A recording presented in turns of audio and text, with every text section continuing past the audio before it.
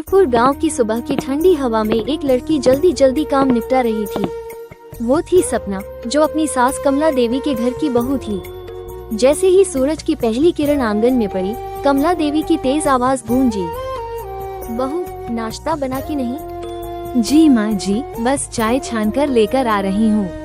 सपना ने जल्दी से भगोना उठाया, लेकिन हाथ से फिसल गया और सारी चाय जमीन पर गिर पड़ी। क्या गिरा?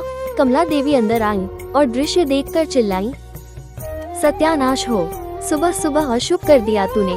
मेरा बेटा जो चाय की पत्ती दुबई से लाया था, वो भी बर्बाद कर दी। तेरे गरीब मायके वाले देंगे पैसे अब इसके। सपना के होंठ कांपे। सॉरी माँ जी, कमला देवी ने ताने मारते हुए कहा, तेरे मायके वालों ने तो खुद कभी चाय की खुशबू नहीं सूंघी होगी और तू यहाँ चाय उड़ेल रही है। एक गरीब घर से आए बहू की, जिसे हर बात पर तानों का सामना करना पड़ता है। एक दिन कमला देवी की बेटी रीना मायके आई। कैसी हो माँ? बस तेरी इस बहू ने जीना हराम कर रखा है बेटी। तू बता, तू कैसी है? रीना मुस्कुराई, मैं बढ़िया हूँ माँ। ये लो, मेरी सास ने आपके लिए गिफ्ट भेजा है कश्मीर से। पिछले महीने हम वहाँ घूमने गए थे। कमला देवी की आंखें चमक उठी। वाह, तेरी सास तो सच में बहुत बड़ी सोच रखती है। धन्यवाद कहना उन्हें। सपना वहीं खड़ी थी। उसने मुस्कुराते हुए कहा, दीदी 2 महीने पहले तो आप शिमला गए थे ना, फिर इतनी जल्दी कश्मीर? रीना ने व्यंग्य से कहा, तो क्या हुआ भाभी, जब जेब में पैसे हों तो सब मुमकिन होता है। अब हमारा मायका और ससुराल आपके मायके जैसा गरीब थोड़ी है। कमला देवी हंस पड़ी। सही कहा रीना, गरीब घर की बहू को तो हवा में जीने की आदत होती है। सपना के दिल में गहरी चोट लगी, पर वो कुछ बोले बिना नाश्ता बनाने चली गई। जब सपना नाश्ता लेकर आए तो रीना ने बिस्किट देखकर नाक से कोड़ ली। ये क्या नमकीन बिस्किट? माँ, क्या मेरा स्टेटस इतना गिर गया है? कमला देवी भड़क उठी। बहू, तूने मेरी बेटी को अपने गरीब मायके की तरह समझ रखा है क्या? जा, बाहर से जलेबी समोसा लेकर आ। सपना धीरे से बोली, माँ जी, मैंने तो बस जल्दी में नाश्ता बना दिया। चुप, ज्यादा जबान मत चला वरना भेज दूंगी तेरे फटेहाल माँ बाप के पास। सपना चुपचाप बाहर गई, समोसा जलेबी लाई, फिर खाना बनाने में जुट गई। जब खाने में थोड़ी देर हुई तो सास फिर बरस पड़ी। देखा, इतनी बड़ी रसोई देखकर चकरा गई होगी। तेरे मायके में तो 2 बर्तन में सब हो जाता था। रवि कुछ कहना चाहता था, मगर अपनी माँ के आगे कुछ बोल न सका। रात को सपना किचन साफ कर रही थी। अचानक प्लेट गिरकर टूट गई। तभी रीना पानी पीने आई। भाभी, आप मोम की बनी है क्या? एक काम ठीक से नहीं होता आपसे। सपना के आंसू छलक पड़े, पर उसने कुछ नहीं कहा। वो चुपचाप किचन साफ करके अपने कमरे में चली गई। रवि ने देखा, सपना ये क्या हाल बना रखा है? हमेशा उदास क्यों रहती हो? कुछ नहीं जी, बस काम ज्यादा है। तुम नौकरानी नहीं हो सपना, मेरी पत्नी हो। थोड़ा अपने लिए भी जियो। सपना ने मुस्कुराने की कोशिश की, मगर मन का दर्द अंदर ही दबा रह गया।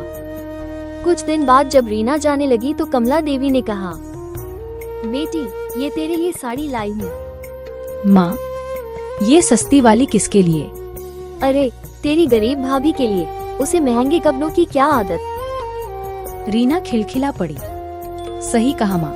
सपना वहीं खड़ी सब सुनती रही, बस आंखों में आंसू लिए।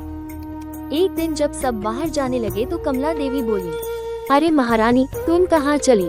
घर कौन संभालेगा? तेरी गरीब माँ आएगी क्या? सपना चुप रही। रवि कुछ कहना चाहता था, पर माँ के डर से चुप हो गया। शाम को रवि ने पूछा, माँ तुम्हारे साथ ऐसा क्यों करती है? क्योंकि मेरा मायका गरीब है, बस इसी वजह से हर दिन ताने सुनने पड़ते हैं। मैं बात करूँगा उनसे। नहीं जी, मैं नहीं चाहती मेरे कारण घर में झगड़ा हो। अगले दिन सपना के माता पिता उससे मिलने आए। कमला देवी ने ताने मारते हुए कहा, अरे खाली हाथ आए हो, मिठाई का डिब्बा भी नहीं। फिर बोली, सोफे पर मत बैठिए, जमीन पर बैठिए। सपना जब आए और अपने माता पिता को जमीन पर बैठा देखा तो उसका दिल टूट गया। माँ, पापा, आप यहाँ क्यों बैठे? माँ बोली, कोई बात नहीं बेटी, बस तुझसे मिलने का मन था। सपना ने उन्हें कमरे में ले जाना चाहा, पर कमला देवी ने रोक दिया। उस दिन के बाद सपना का सब टूट गया। अब सपना ने ठान लिया कि सास को उनकी औकात दिखानी है। वो जानबूझकर छोटे छोटे काम बिगाड़ने लगी। एक दिन कमला देवी का मोबाइल गिरा। बहू देख, मोबाइल टूट गया, रवि से बनवा दे। सपना बोली, अपने पति से कहिए ना माँ जी, और मोबाइल कितना महंगा होता है, संभाल कर रखिए। आपके अमीर मायके वाले थोड़ी ना नया दिला देंगे। कमला देवी निशब्द रह गई। अब रोज उन्हीं के डायलॉग उन्हीं पर लौटने लगे। कुछ दिन बाद कमला देवी बोली, आज मेरे भाई भाभी आ रहे हैं, जरा ढंग से काम करना। सपना मुस्कुराई, जैसा आप कहें। जब मेहमान आए तो सपना ने कहा, मामा जी चाय लीजिए, बिस्किट भी हैं। मामी ने बिस्किट देखे। अरे ये तो कुत्तों वाले हैं। सपना बोली, महंगे हैं, आपके स्टेटस के लायक। मामी गुस्से में, दीदी आपने हमें बुलाया है ये अपमान करने। कमला देवी शर्म से पानी पानी, पर सपना ने खाना परोसा। आइए खाना तैयार है। मामी ने पहला निवाला लिया और कहा, अरे इसमें बदबू क्यों आ रही है। सपना बोली, वो तो 1 महीने पुराना खाना है, आज ही फ्रिज से निकाला। मामा मामी भड़क उठे, दीदी अगर मेहमान का मान नहीं कर सकती तो मत बुलाया करो, हम गरीब नहीं हैं जो ये सब खाएं। कमला देवी को जैसे बिजली का झटका लगा। पहली बार उन्हें गरीबी का ताना मिला था। सास गुस्से में बोली, तूने जानबूझकर किया ना ये सब।